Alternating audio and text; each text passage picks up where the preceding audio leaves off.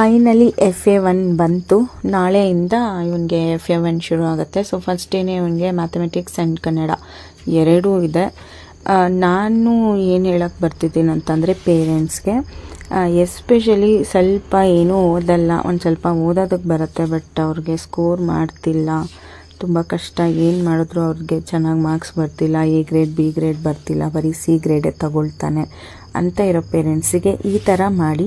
ಏನಂತಂದರೆ ಈಗ ಅವ್ರಿಗೆ ಟೆಕ್ಸ್ಟ್ ಬುಕ್ಸ್ ಒಂದು ಕ್ಲಾಸ್ ವರ್ಕ್ ಬುಕ್ ಈ ಥರ ಇದ್ದೇ ಇರುತ್ತೆ.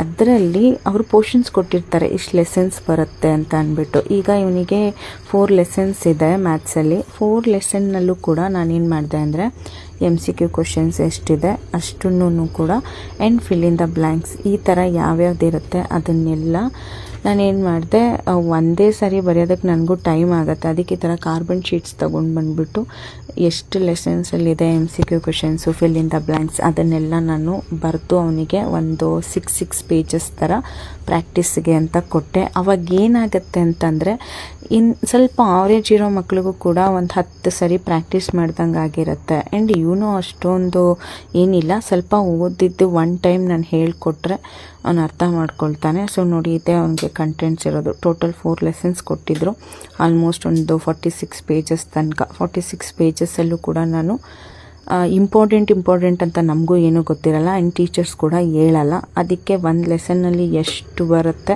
ಅಷ್ಟನ್ನು ಕೂಡ ನಾವು ಪ್ರಾಕ್ಟೀಸ್ ಮಾಡಿಸ್ಲೇಬೇಕು.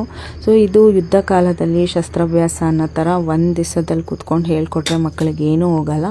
ಸೊ ಲೆಸನ್ ವೈಸ್ ಅವರಿಗೆ ನಾವು ವರ್ಕ್ಶೀಟ್ ನಾವೇ ಮಾಡಿ ನಾವೇ ಹೇಳ್ಕೊಡ್ತಾ ಹೋಗ್ತಿದ್ರೆ ಅವರು C ಗ್ರೇಡ್ ತಗೊಳ್ಳೋ ಅಂಥವ್ರು ಅಟ್ಲೀಸ್ಟ್ ಒಂದು B ಗ್ರೇಡ್ಗಾದರೂ ಬರೋ ಚಾನ್ಸಸ್ ತುಂಬಾ ಇದೆ. ನೋಡಿ ನಾನು ಎಷ್ಟೆಲ್ಲ ಬರೆಸಿದ್ದೀನಿ ಅಂತ. ಸೊ ಇಷ್ಟೂ ಅವನಿಗೆ ಬರೆಸಿ ಪ್ರಾಕ್ಟೀಸ್ ಮಾಡಿಸಿದ್ದೀನಿ. ನೋಡೋಣ ಎಷ್ಟು ತೆಗಿತಾನೆ ಮಾರ್ಕ್ಸ್ ಅಂತ ಕಾದು ನೋಡೋಣ. ಆ್ಯಂಡ್ ನಾನು ಪೇರೆಂಟ್ಸಿಗೆ ಹೇಳ್ತಿರೋದಿಷ್ಟೇ, ಆಲ್ಮೋಸ್ಟ್ ಟೀಚರ್ಸ್ ಏನು ಮಾಡ್ತಾರೆ, ಟ್ಯೂಷನ್ಸು ಅದು ಇದು ಅದೆಲ್ಲ ಸೆಕೆಂಡ್ ಇಟ್ಬಿಟ್ಟು ಈ ಥರ ಮಕ್ಕಳಿಗೆ ನೀವೇ ಮನೆಯಲ್ಲಿ ಬರೆದ್ಬಿಟ್ಟು ಕೊಡಿ, ಅವ್ರು ಖಂಡಿತ ಪ್ರಾಕ್ಟೀಸ್ ಮಾಡೇ ಮಾಡ್ತಾರೆ. ಆ್ಯಂಡ್ ನಿಮಗೂ ಸ್ವಲ್ಪ ಕಲ್ತಂಗಾಗುತ್ತೆ, ಅವರು ಕೂಡ ಕಲ್ತಂಗಾಗುತ್ತೆ, ಕಲಿತಿದ್ದಾರೆ. ನೋಡಿ ಈಗ ಅವ್ನು ಬರೀತಿದ್ದಾನೆ, ಆಲ್ಮೋಸ್ಟ್ ಅವನೇ ಓದ್ಕೊಂಡು ಆನ್ಸರ್ಸ್ ಮಾಡ್ತಿದ್ದಾನೆ ಎಲ್ಲದಕ್ಕೂ. ಕ್ವಶನ್ ಪೇಪರ್ ಹೆಂಗಿರುತ್ತೋ ಗೊತ್ತಿಲ್ಲ, ಬಟ್ ಕ್ವಶನ್ ಪೇಪರಲ್ಲಿ ಈ ಥರ ಇರುತ್ತೆ.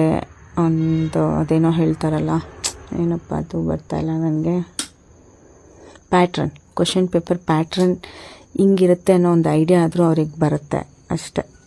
ಸೊ ಟ್ರೈ ಮಾಡಿ, ಕಲಿತಾರೆ ಮಕ್ಕಳು, ಪ್ರಾಕ್ಟೀಸ್ ಮಾಡಿಸಿ.